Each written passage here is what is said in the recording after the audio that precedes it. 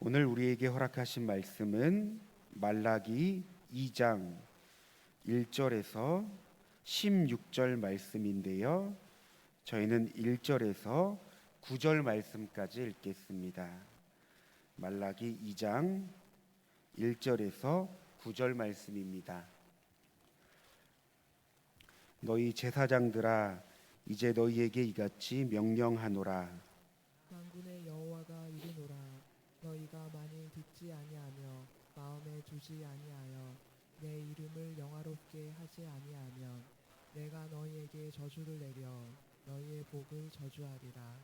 내가 이미 저주하였나니 이는 너희가 그것을 마음에 두지 아니하였음이니라.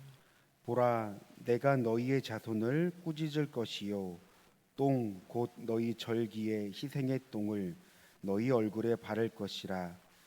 너희가 그것과 함께 제하여 버림을 당하리라. 만군의 여호와가 이르노라. 내가 이 명령을 너희에게 내린 것은 레위와 세운 나의 언약이 항상 있게 하려 하는 줄을 너희가 알리라. 레위와 세운 나의 언약은 생명과 평강의 언약이라. 내가 이것을 그에게 준 것은 그로 경외하게 하려 함이라. 그가 나를 경외하고 내 이름을 두려워하였으며 그의 입에는 진리의 법이 있었고 그의 입술에는 불의함이 없었으며 그가 화평함과 정직함으로 나와 동행하며 많은 사람을 돌이켜 죄악에서 떠나게 하였느니라. 제사장의 입술은 지식을 지켜야 하겠고 사람들은 그의 입에서 율법을 구하게 되어야 할 것이니 제사장은 만군의 여호와의 사자가 됨이거늘. 너희는 옳은 길에서 떠나 많은 사람을 율법에 거스르게 하는도다. 나 만군의 여호와가 이르노니 너희가 레위의 언약을 깨뜨렸느니라. 함께 읽겠습니다. 너희가 내 길을 지키지 아니하고 율법을 행할 때에 사람에게 치우치게 하였으므로 나도 너희로 하여금 모든 백성 앞에서 멸시와 천죄를 당하게 하였느니라 하시니라.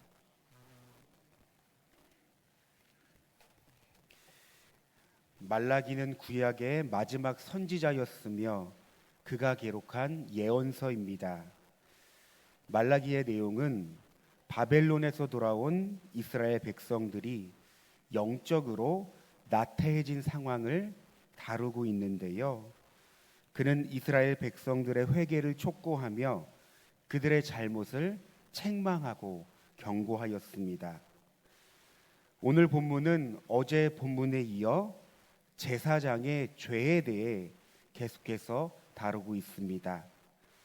제사장들은 하나님께 바른 예배를 드리지 않고 백성들을 올바르게 인도하지 않았습니다. 이에 하나님은 그들을 책망하십니다. 여러분, 우리 1절 말씀만 다시 읽겠습니다. 너희 제사장들아, 이제 너희에게 이같이 명령하노라. 너희 제사장들아, 여러분 벌써부터 긴장감이 돕니다. 하나님께서 제사장들을 부르신 이유는 무엇보다 그들의 책임이 매우 크기 때문입니다. 제사장은 하나님과 백성들 사이에서 중요한 역할을 맡고 있습니다. 따라서 그들의 행동과 결정이 엄청난 영향을 미칩니다. 제사장을 오늘말로 표현하면 흔히 목회자라고 할 수 있습니다. 그러나 목회자는 제사장적 기능을 수행한 사람일 뿐, 엄밀히 말하면 제사장과 목회자는 그 역할에서 차이가 있습니다. 그럼에도 오늘 본문에서는 제사장이 제의를 담당하고 율법을 가르치며 백성들을 올바르게 이끄는 역할을 한 점에서 이 제사장과 목회자가 역할이 비슷하다고 볼 수 있는데요. 여러분, 본문을 보면 본을 보여야 할 이 제사장을 향해 백성들의 지은 죄도 문제지만 그들을 바로잡지 못하는 이 제사장의 책임이 더 크다는 것을 강조하고 있습니다. 그렇다면 제사장들에게는 어떤 문제가 있었을까요? 우리가 읽은 2절 말씀을 보면 제사장들이 하나님께 순종하지 않았다고 합니다. 또한 하나님의 이름을 영화롭게 하지 않았다고 합니다. 여러분, 제사장은 무엇보다 하나님과의 바른 관계를 통해 하나님을 섬기고 하나님의 영광을 위해 살아가야 합니다. 그러나 말라기 시대의 제사장들은 타락하여 하나님을 경외하는 마음을 잃어버린 상태였습니다. 2절 말씀에 마음에 두지 않았다라고 하는데요, 여러분, 이 말은 애초부터 이 제사장들이 하나님을 향한 마음이 없었다는 것을 말하고 있는 것입니다. 하나님을 경외하는 마음이 없으니 그들이 하나님을 영화롭게 할 수 있을까요? 여러분, 불가능합니다. 특히 하나님께서 제사장들을 책망하시는 결정적인 이유가 있습니다. 바로 그들이 부정한 재물을 가지고 하나님께 예배를 드렸다는 점입니다. 여러분, 제사장들은 하나님께 드려야 할 이 재물이 깨끗하고 흠이 없다는 이 원칙을 어겼습니다. 그러니까 불결하고 부정한 재물을 가지고 예배를 드렸다는 겁니다. 저희가 읽지 않았지만 말라기 1장 7절 말씀을 시연 성경으로 읽겠습니다. 너희는 내 제단에 부정한 재물을 가져옴으로 나를 업신여겼다. 너희는 주의 제단을 업신여겨도 괜찮다고 생각했다. 여러분, 오늘 본문을 통해 말라기의 상황을 다시 한번 정리하겠습니다. 포로에서 해방된 유다 백성들은 폐허가 된 예루살렘으로 다시 돌아옵니다. 그리고 무너진 성전을 다시 세웁니다. 에스라와 느헤미야의 지도 아래 열심히 예배도 드렸습니다. 하지만 문제는 백성들의 삶이 나아지지 않았다는 겁니다. 오히려 그들의 상황이 어려워지고 그로 인해 이 백성들은 하나님을 원망했습니다. 그로 인해 예배가 소홀해지기 시작했습니다. 백성들은 먹기 살기 힘들다는 이유로 하나님께 드리는 이 제물을 아까워하기 시작했습니다. 그래서 그들은 흠이 있고 부정한 제물을 하나님께 바치기 시작했고, 반대로 그들의 식탁이나 나라의 관리에게는 최고의 예물을 바쳤습니다. 바로 하나님은 이런 상황을 보시며 제사장들을 책망하셨던 겁니다. 만약 제사장들이 백성들을 잘 지도했다면 이런 일이 벌어졌을까요? 제사장들이 잘못된 예배를 바로잡고 백성들에게 바른 신앙을 교육하고 하나님을 경외하는 마음을 가르쳤다면 여러분, 예배가 이렇게 변질되지 않았다는 겁니다. 하나님은 이 사실을 말씀하고 계신 겁니다. 오늘 말씀을 묵상하며 무엇보다 제 자신에게 깊이 질문을 던졌습니다. 나는 하나님이 원하시는 사역을 잘 감당하고 있는가? 먼저 제 마음속에 청년들이 떠올랐습니다. 여러분, 청년 사역을 하며 느끼는 기쁨과 속상함이 있습니다. 먼저 청년들이 조금씩 변화되고 공동체가 세워질 때는 정말 감사하고 기쁩니다. 그들이 성장하는 모습을 볼 때 오히려 제가 그들에게 고마움을 느낍니다. 그러나 그들의 삶에서 하나님을 더 사랑하고 하나님께 더 우선순위를 두고 하나님을 신뢰했으면 하는 이 바람이 들 때면 속상한 마음도 들곤 합니다. 그런데 그럴 때마다 제 힘으로 그들의 마음을 변화시킬 수 없다는 걸 알면서도 이 제 자신이 너무나 부족하고 한계를 느낄 때가 있습니다. 이런 마음이 들 때마다 하나님께 묻습니다. 하나님, 저희의 역할은 무엇인가요? 제가 어떻게 하면 될까요? 여러분, 그 질문을 가지고 어느 날 겟세마네 기도를 참석한 적이 있습니다. 한참 청년부를 위하여 기도하고 있을 때 갑자기 눈이 확 띄어졌습니다. 그리고 앞을 보게 됐는데요. 여러분 혹시 아십니까? 저희가 겟세마네 기도를 드릴 때 찬양과 말씀이 끝나고 통성 기도를 합니다. 그러면 이 교회에 있는 본당의 불이 다 꺼집니다. 그리고 앞에 있는 이 강대상 위에 화면이 바뀌기 시작하는데요. 지금은 기도하는 시간입니다 라는 화면과 함께 이 바탕화면에 수많은 별들이 반짝입니다. 그런데 이렇게 청년부를 위하여 기도할 때 눈이 확 떠지면서 이 화면을 보게 되었습니다. 그리고 제 눈에 이 밤하늘에 반짝이는 별들이 들어왔습니다. 그리고 문득 하나님께서 아브라함에게 해주신 약속이 생각났습니다. 여러분, 하나님께서 아브라함에게 자손을 약속하실 때 이 하늘의 별을 세어보라고 하셨죠. 그런데 그 말씀을 저에게 해주시는 것 같았습니다. 그렇다고 무슨 수적 부흥을 말하는 것이 아닙니다. 마치 하나님께서 이 청년들을 저 별처럼 빛나게 할 거야 하는 약속을 하시는 것 같았습니다. 그 순간 확신이 생겼습니다.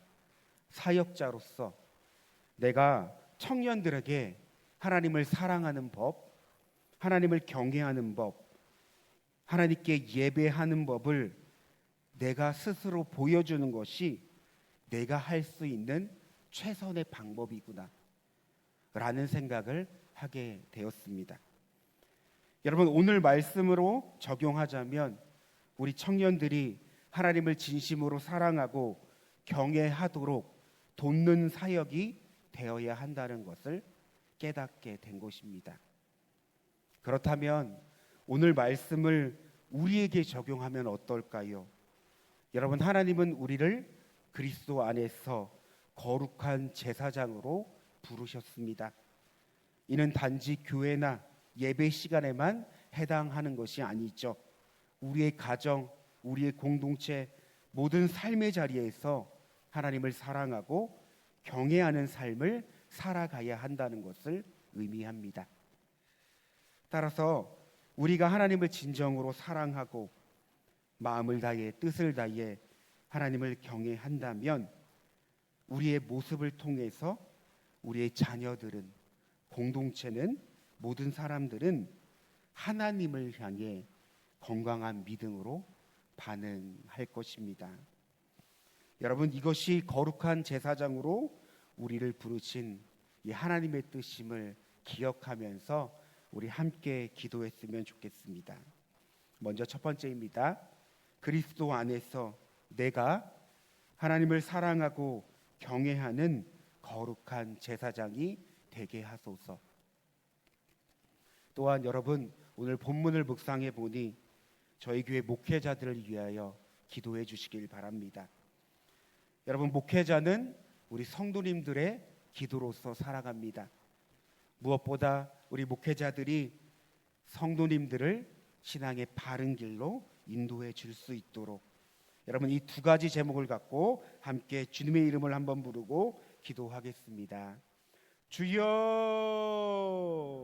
사랑과 은혜가 충만하신 하나님 감사합니다. 오늘 말라기 말씀을 통해 무엇보다 하나님께서 제사장들을 책망하시며 그들을 향해 회개와 변화를 촉구하기를 하나님 말씀하신다는 것을 우리는 보았습니다. 이스라엘 백성들이 포로에서 돌아와 다시금 성전을 회복하며 하나님께 예배할 때 하나님은 그들의 모습을 보고 너무나 안타까워했습니다. 그런데 더 나아가 이 백성들을 가르치고 훈련시키는 이 제사장들을 향해 한탄하시며 말씀하셨습니다. 이 제사장들에게 하나님을 경외하는 법과 하나님을 사랑하는 법을 알려줘야 할 이 제사장들이 그들을 바른 길로 인도하지 못했던 그 사실을 우리가 확인하면서 하나님, 이 교회에 하나님 사역자로 부르며 나에게 여러 영혼들을 맡긴 하나님의 그 놀라운 뜻을 다시금 기억하며 이 시간 말씀으로 나의 삶을 적용해 봅니다. 오 하나님, 더욱더 내가 기도하며 하나님의 뜻을 구하게 하여 주시옵소서. 하나님께서 맡겨주신 이 영혼을 위하여 눈물로 기도하게 하여 주시고, 더욱더 내 자신이 하나님을 사랑하고 경외함을 통해 더욱더 그들에게 선한 영향력을 나타낼 수 있는 귀한 은혜를 더하여 주시옵소서. 그러기에 하나님의 은혜를 구합니다. 하나님의 뜻을 구합니다.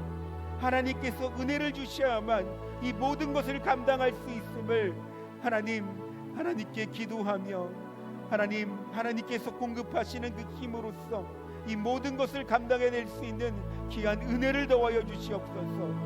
하나님, 더욱더 말씀하시며 말씀으로 나를 가르쳐 주시옵소서. 특별히 하나님, 우리 성도님들을 위하여 기도합니다. 그리스도 안에서 하나님을 사랑하고 경외하는 거룩한 제사장으로서 우리를 불러주신 것을 믿습니다. 하나님, 우리의 가정, 우리의 공동체, 모든 삶의 자리에서 하나님을 사랑하고 하나님을 예배하는 거룩한 제사장으로서 우리가 살아갈 텐데, 하나님, 더욱더 하나님께서 부르신 이 자리를 믿음으로 감당하게 하여 주시옵소서.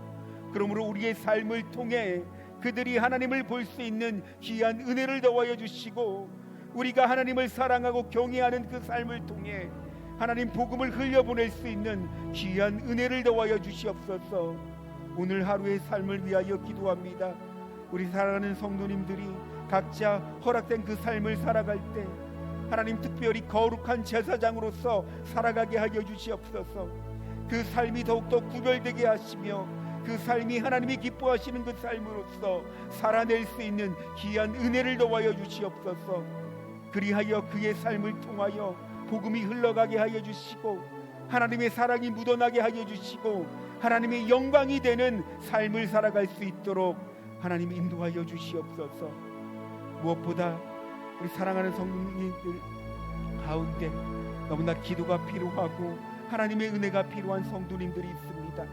육신의 질병으로 인하여, 마음의 고통으로 인하여 하나님 어려워하고 불안해하고 낙심하고 하나님 두려워하는 성도님들이 있습니까? 하나님, 우리 성도님들 가운데 힘을 주시옵소서. 넉넉히 이길 수 있는 힘을 주시옵소서. 힘과 능력으로 살아가게 하여 주시옵소서. 늘 성령을 의지하며 주님을 의지하며 살아갈 수 있는 우리 성도님들이 되게 하여 주시옵소서. 그러므로 어떤 상황이든 하나님을 예배하는 예배자로서 그 삶을 드릴 수 있는 우리 성도님들이 될수록 하나님